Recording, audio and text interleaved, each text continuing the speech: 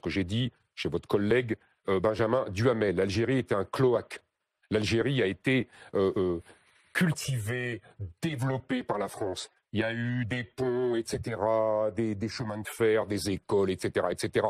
Aucun colonisateur de l'Algérie, parce que l'Algérie n'a eu que des colonisateurs depuis 1000 ans, n'avait fait le quart de la moitié de ce qu'a fait la France. Demandez qu'on vous montre un hôpital, une route, un pont créé par l'Empire ottoman qui a occupé l'Algérie pendant des siècles. Vous ne les trouverez pas. Question d'Amandine, justement, sur les mesures pour faire face à l'Algérie. Je pense qu'il faut une politique globale. Je pense que nous vivons une contre-colonisation de l'Algérie. D'ailleurs, M. Tebboune l'a dit dans une interview quand il a dit que les Français devraient donner des visas aux Algériens de 132 ans.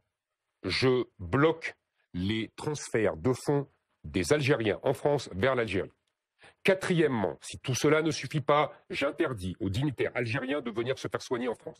Cinquièmement, si tout cela ne suffit pas, je saisis les biens immobiliers, Dieu sait s'ils en ont, et de luxueux, des dignitaires algériens en France. Et enfin, j'ouvre les comptes.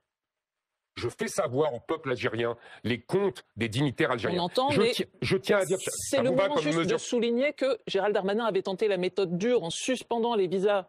Éric Zemmour, cette actualité internationale très riche et effectivement au premier plan, on l'a vu ces derniers jours, avec un bras de fer aussi qui oppose la France à l'Algérie. Le Premier ministre et Bruno Retailleau, le ministre de l'Intérieur, ont décidé d'engager un rapport de force, ce sont leurs propres mots. Ils donnent 6 semaines à Alger pour examiner si les accords entre nos pays sont respectés. Une liste de personnes à reprendre par l'Algérie va être soumise à Alger. Et si au bout de ce délai, les accords ne sont pas respectés, la France pourra les dénoncer. J'imagine qu'à vos yeux, c'est satisfaisant cela, non? Mais cher monsieur, Emmanuel Macron a sifflé la fin de la récréation. Pour une chaîne d'information, vous m'étonnez. Tout ça, c'était avant qu'Emmanuel Macron dise que on ne renoncerait pas unilatéralement aux accords de 68 signés avec l'Algérie et qui facilitent l'immigration des Algériens. Donc Emmanuel Macron s'est couché. Voilà. Ah oui, il s'est couché, oui. Ce que je disais tout à l'heure, il fait des moulinets de loin, parce que la Russie est loin, mais quand, avec l'Algérie, il se couche. Et pourquoi il se couche? Pourquoi? Ben, je vais vous dire pourquoi. D'abord, il y a plusieurs raisons. D'abord, la première raison, c'est une espèce de sentiment de culpabilité hérité de la période coloniale qui anime les élites françaises depuis à peu près 50 ans. Et Emmanuel Macron est la fin de l'histoire. Vous aviez dit que c'était une bénédiction, je crois, la colonisation. À une interview, vous aviez répondu à Guyane Première. Est-ce que vous le rediriez? Ah oui, je le redirai. Pour vous, la colonisation, oui, c'était une bénédiction? Cher monsieur, moi, j'ai été colonisé par la France et je ne reconnaîtrai jamais assez ma gratitude à la France de m'avoir colonisé. Elle m'a donné accès à la littérature française, à Chateaubriand, à Balzac. Elle a permis à mes parents de sortir de la misère, monsieur. Et grâce à la France, nous sommes citoyens français, c'est-à-dire citoyens. Donc la colonisation d'Algérie, du monde, c'était une bénédiction. Je maintiens. L'Algérie, je le répète, ce que j'ai dit chez votre collègue Benjamin Duhamel. L'Algérie était un cloaque. L'Algérie a été cultivée, développée par la France. Il y a eu des ponts, etc., des chemins de fer, des écoles, etc., etc. Aucun colonisateur de l'Algérie, parce que l'Algérie n'a eu que des colonisateurs depuis 1000 ans, n'avait fait le quart de la moitié de ce qu'a fait la France. Demandez qu'on vous montre un hôpital, une route, un pont créé par l'Empire ottoman qui a occupé l'Algérie pendant des siècles. Vous ne les trouverez pas. Question d'Amandine, justement, sur les mesures pour faire face à l'Algérie. Oui, puisqu'il y a tout un panel de mesures qu'on peut prendre face à l'Algérie sans aller jusqu'à dénoncer forcément le traité avec l'Algérie. Lesquelles vous prendriez en priorité pour essayer d'obtenir plus de laissez-passer consulaires de leur part? Je pense que moi, vous savez, je ne me focalise pas sur les laissez-passer consulaires. Je pense qu'il faut une politique globale. Je pense que nous vivons une contre-colonisation de l'Algérie. D'ailleurs, M. Tebboune l'a dit dans une interview quand il a dit que les Français devraient donner des visas aux Algériens de 132 ans. c'est la durée de la colonisation française, 1830-1962. Donc il faut faire face à une contre-colonisation. Et c'est pour ça que je vous disais, il faut lutter contre ce sentiment de culpabilité, il faut lutter contre ce sentiment, cette peur de la rue arabe, des banlieues qui pourraient... Non mais là, on pourrait vous rétorquer, Éric Zemmour, vous aussi vous faites des moulinets. Concrètement, qu'est-ce que vous voulez faire? Pas du tout, parce que moi, je mène d'abord le combat culturel et ensuite, je prends des mesures. Alors, si vous voulez des mesures, je vais vous les donner. Premièrement, je supprime le traité de 68. Je romps unilatéralement le traité de 68 qui facilite l'immigration des Algériens. Deuxièmement, je romps également l'accord de 2007 qui permet à tous les détenteurs, et Dieu sait s'ils sont nombreux parce qu'ils les donnent comme des barres de chocolat, les passeports diplomatiques aux dignitaires algériens et à leurs familles. Ils n'auront plus le droit de rentrer facilement en France. Troisièmement, je donne autant de visas aux Algériens qu'ils ne donneront de laissez-passer consulaire. Quatrièmement, si tout cela ne suffit pas, je bloque les transferts de fonds des Algériens en France vers l'Algérie. Quatrièmement, si tout cela ne suffit pas, j'interdis aux dignitaires algériens de venir se faire soigner en France. Cinquièmement, si tout cela ne suffit pas, je saisis les biens immobiliers, Dieu sait s'ils en ont, et de luxueux, des dignitaires algériens en France. Et enfin, j'ouvre les comptes.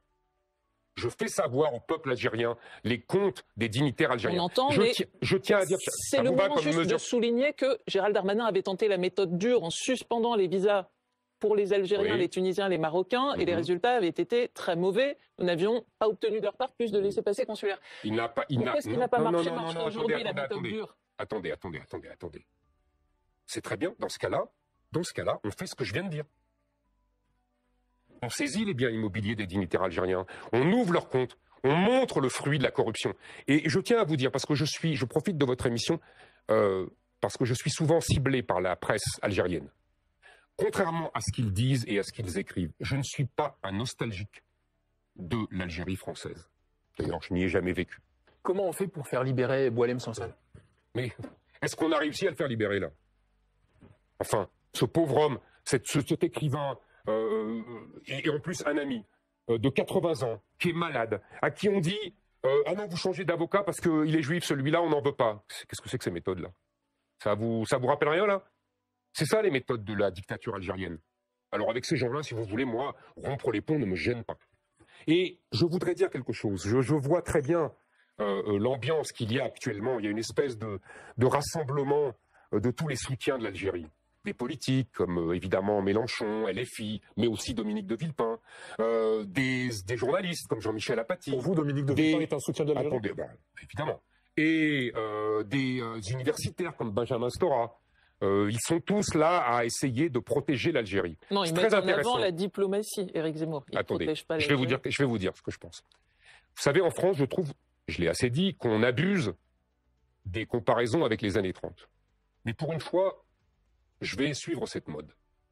Je trouve que tous ces gens-là ressemblent furieusement à ce qu'on appelait le comité France-Allemagne dans les années 30, qui préparait l'opinion publique française à l'occupation de leur pays par l'Allemagne. C'est-à-dire que ce sont des collaborateurs. Ouais, c'est-à-dire que vous les traitez de collaborateurs? À l'époque, ils ne l'étaient pas. Avec l'Algérie. À l'époque, ils ne l'étaient pas. Ils faisaient ça au nom de la paix et des bonnes relations avec l'Allemagne. Bruno Retailleau, aujourd'hui, est sous le feu des projecteurs, extrêmement présent sur ces sujets-là. Un sondage Elab réalisé pour BFM TV disait en milieu de semaine que 62% des Français jugent que c'est un bon ministre de l'Intérieur. Est-ce que vous aussi, vous jugez que c'est un bon ministre de l'Intérieur? En tout cas, ce qui est indéniable, c'est que j'entends des choses qui sonnent délicieusement à mes oreilles. Sur l'immigration, qui n'est pas une chance pour la France, sur l'état de droit qui peut évoluer. Ça, incontestablement, j'ai dû dire des choses de la même façon, et M. Retailleau les dit aussi, et il pense aussi, et il ne m'a pas attendu pour le dire. Maintenant, je ne sais pas, j'attends des résultats, M. Retailleau est ministre de l'Intérieur, donc j'attends qu'il y ait plus d'OQTF renvoyés, moins d'égorgements. Moins d'égorgements. Oui, moins d'égorgements. D'égorgements, vous savez, il y a tous les jours des gens qui se font égorger par des OQTF ou des étrangers maghrébins. Ah oui, très souvent, oui. Très souvent. Il y a, vous savez, à peu près, je crois, 200 000 agressions au couteau par an. Calculez combien ça fait. C'est énorme. Il y a 450 000 coups et blessures par an aujourd'hui. Aujourd'hui, 450 000. Mais quand vous voyez son action, et vous savez aussi qu'il y a à peu près 25% d'étrangers dans les prisons françaises. Et en tout cas, vous semblez, Éric Zemmour, plus positif à l'endroit de Bruno Retailleau dans vos propos que vous ne l'êtes en général vis-à-vis de Marine Le Pen. C'est-à-dire que vous croyez plus en son avenir qu'en celui de Marine Le Pen? J'ai pas dit ça. Vous savez, avec Marine Le Pen, j'ai des désaccords de fond. Marine Le Pen est socialiste.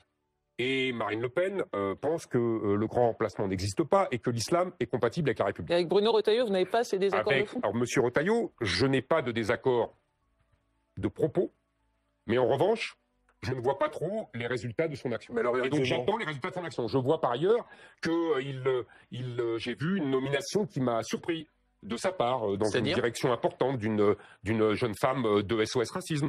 Je ne suis pas sûr que ce soit en concordance avec ses propos. Je vois par exemple, puisqu'il va se lancer dans la bataille pour la présidence de LR, certains de ses soutiens, qui s'appellent M. Larcher, M. Copé, M. Bertrand, Mme Pécresse, c'est-à-dire des gens qui m'ont combattu avec une hargne folle pendant la présidentielle et qui disaient que j'étais contraire à leurs valeurs. Mais Éric Zemmour, donc si je comprends bien, soit ils ont changé de valeur, soit maintenant, M. Retailleau correspond à leurs valeurs alors qu'il dit la même chose que moi. Tout ça est curieux et bizarre, mais moi je ne fais pas de procès d'intention à personne. Éric Zemmour, entre Bruno Retailleau et Marine Le Pen, si vous aviez le choix du bulletin électoral, vous votez pour Marine Le Pen ou pour Bruno Retailleau? Ah mais je vote pour Éric Zemmour. Ça veut dire que vous nous dites que vous serez candidat à la prochaine élection présidentielle? Mais en tout cas, moi, je ne commence pas à dire pour qui je vais voter. Si vous dites que vous votez pour vous, je vote pour moi, oui. Vous vous préparez à la prochaine élection présidentielle? Je me prépare. On verra bien. Qu'est-ce qui ferait que vous ne seriez pas candidat? On voit beaucoup, par exemple, Xara Knafo, la députée européenne, très présente médiatiquement, qui est dans les sondages d'opinion d'ailleurs un peu plus populaire que vous. Est-ce que ça pourrait être la candidate si vous n'y alliez pas? Nous verrons. A priori, s'il y a un candidat à Reconquête, ce sera moi. Et vous savez, le petit jeu de monter Sarah Knafo contre moi, je vois d'où ça vient, je vois qui ça arrange, je vois qui elle dérange par son travail brillant et qui est reconnu par tout le monde. Vous n'avez qu'à voir tous les gens que ça agace autour dans la droite dite nationale.